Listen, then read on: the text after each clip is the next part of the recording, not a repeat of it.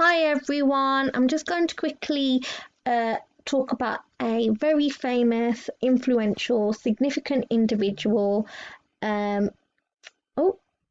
called Ruby Bridges. Okay, now before I look at Ruby Bridges, there are a few buzzwords that I want you to know about if you haven't watched the other video. So I made some notes. Let me find my notes. There we go. So the first word I want you to know about before we get into it is an activist. So if you hear me talk about an activist, that's someone who's trying to make change for society in a good, positive way.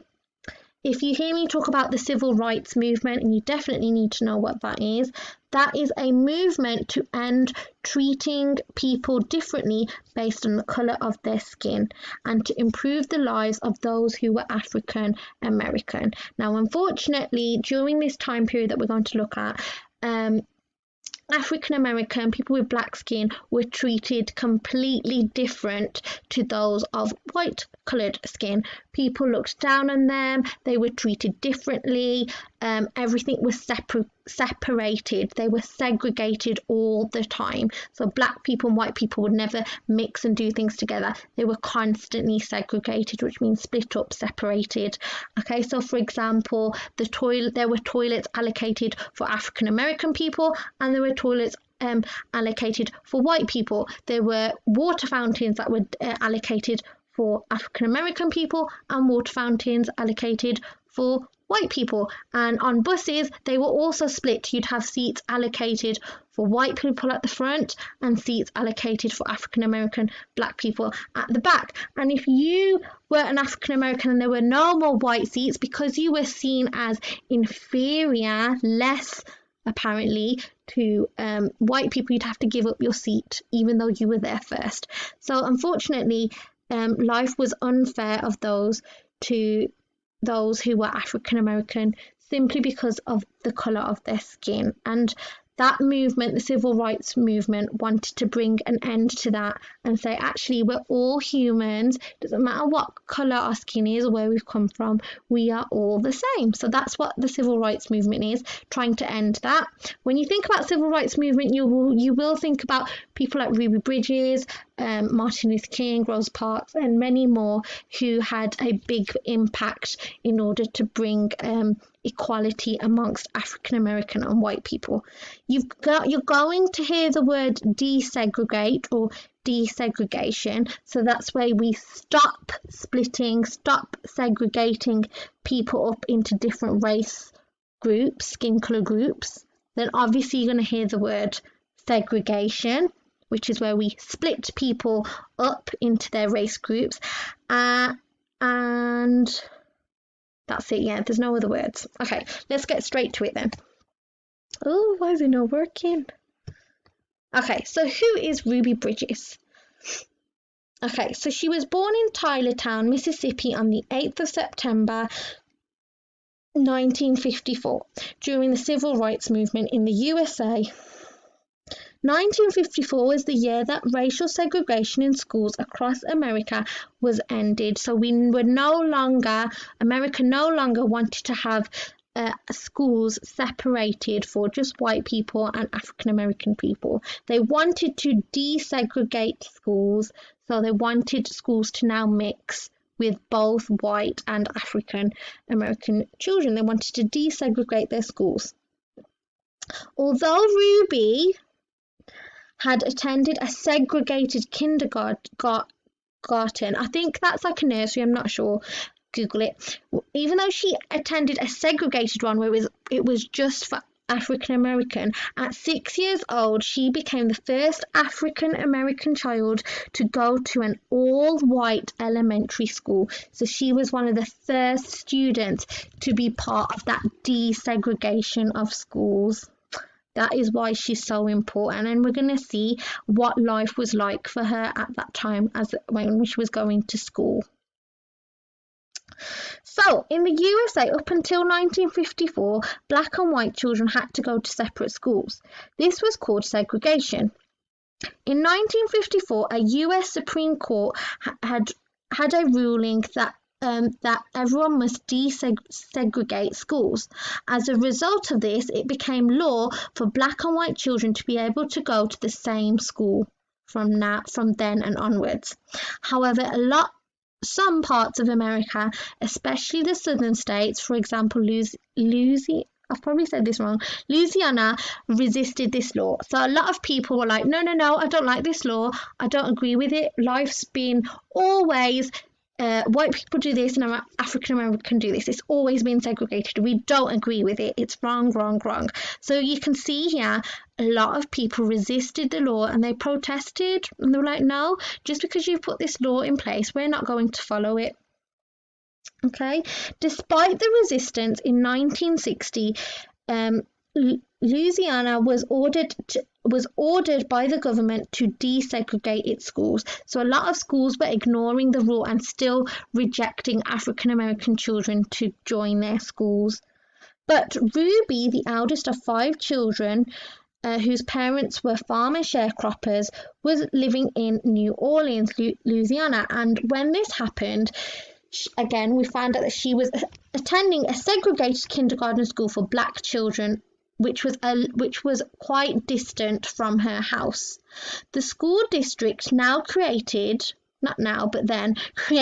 an entrance exam to see if African American children could compete academically with the children at the all-white schools. So they kind of thought, well, they won't pass the test, they won't be able to get in. So they were trying to put barriers up to kind of prevent them from going to this school. I think that's what I read. Okay, worried about her safety if she passed, her father was unsure whether Ruby should take the exam. He knew that there were a lot of angry people, like you can see in this photo, who were shouting mean things to African Americans, saying, no, you can't do this. So he was a bit like, should we send her? Is it worth the risk? So Dad was a bit uncertain. And many local white Americans were very angry about desegregation. However, on the other hand, Ruby's mother was confident that Ruby should and definitely be allowed to have the opportunity for better education, which she knew she would get at the all-white school. So Ruby, along with other 5 African American children, passed the test that the school had, and she passed it with flying colours. Therefore, Ruby was obviously granted admission to the all-white school, which was called William Frantz Elementary School, which was conveniently much closer to the other school that she attended. So, what was her first day like at school? Like, if you have a look at this picture really hits me in the heart, because look how small and little she is, and obviously we can't see the rest, but apparently there was lots of protesters shouting mean things at her, throwing things, just because she was an African American who wanted to go to school and learn. Now, if you think about our classrooms, especially classrooms in my school and classrooms in Birmingham, I don't know who's watching this, but especially in Birmingham and the school that I go to, if you look around in our classroom, including your teachers, we're all different coloured skins. Could you imagine treating each other differently just based on your race? So imagine what it was like for her. Okay. So let's get straight to it. So these men that are standing around her, let me just explain the photo.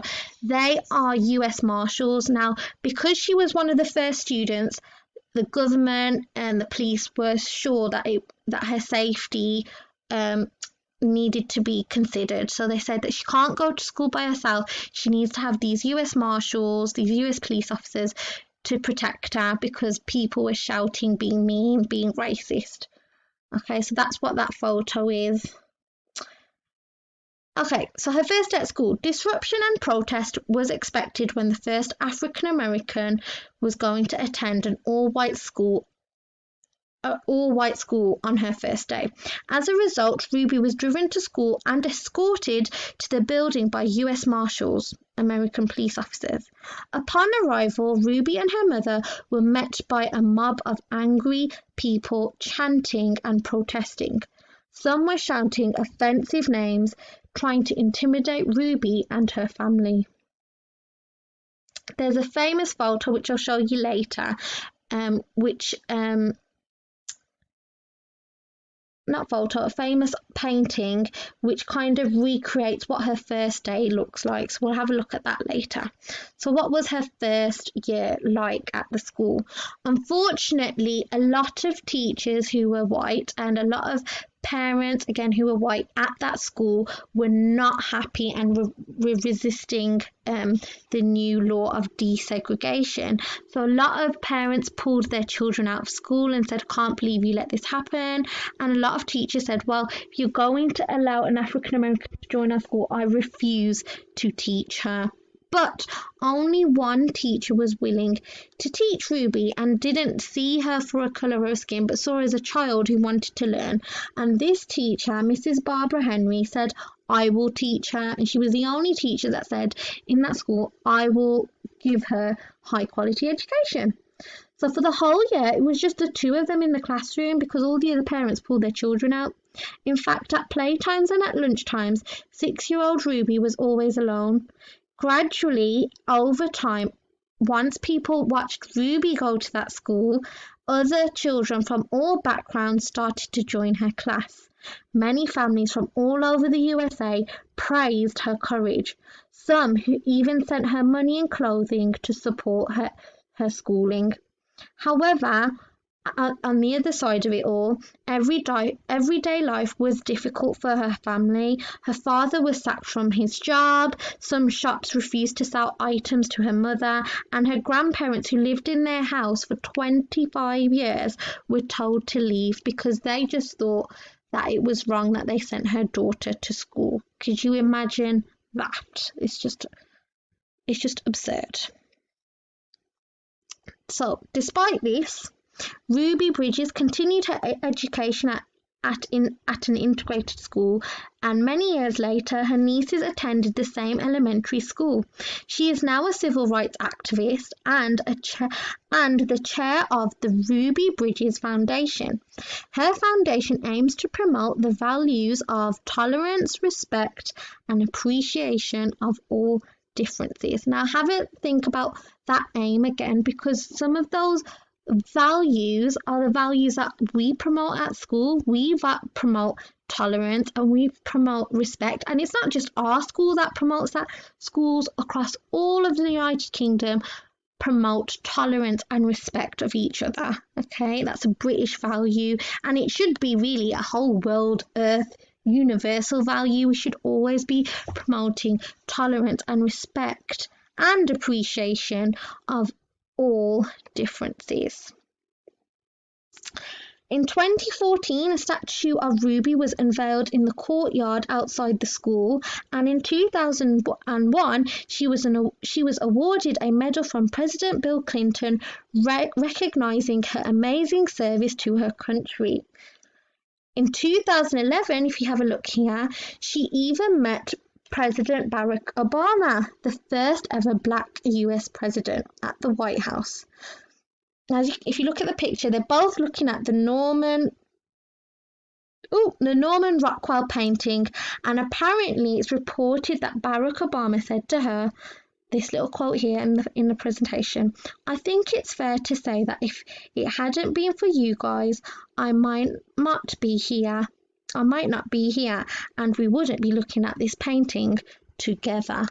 That's quite deep, really. So he's saying if you didn't go to school and you stopped going because of those protesters, people wouldn't have had access to this high quality education and wouldn't be able to do such amazing jobs, such as being a president of one of the biggest countries in the world. So he's quite thankful to her that she stood her ground and continued to go to school despite everyone putting barriers up and making her feel like she shouldn't be there. So in that quote, he's almost thanking her. Ooh, again, I don't know if I mentioned this, but this painting here is from Norman Rockwell, and it's called The Problem We All Live With, and it's just a painting to show what her first day looks like. So if you want to have a go at creating your own piece of art to promote equality, diversity, or the civil rights movement, you can.